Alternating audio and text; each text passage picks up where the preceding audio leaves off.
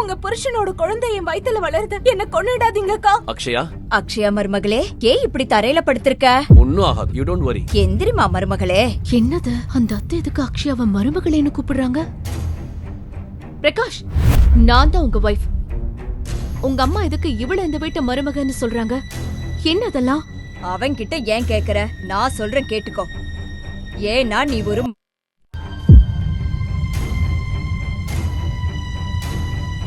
வம்சத்தை வளர்க்க துப்பில்லாத நீ எல்லாம் ஒரு பொண்டாட்டியா?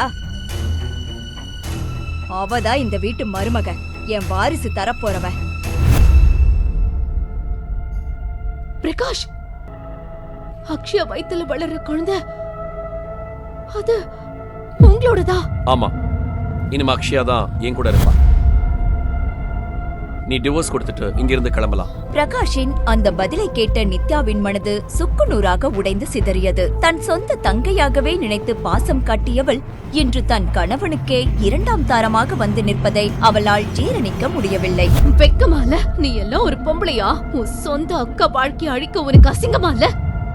மறந்து போச்சா நானும் மாமாவும் எவ்வளவு கஷ்டப்பட்டு உன்னை வளர்த்தோன்னு?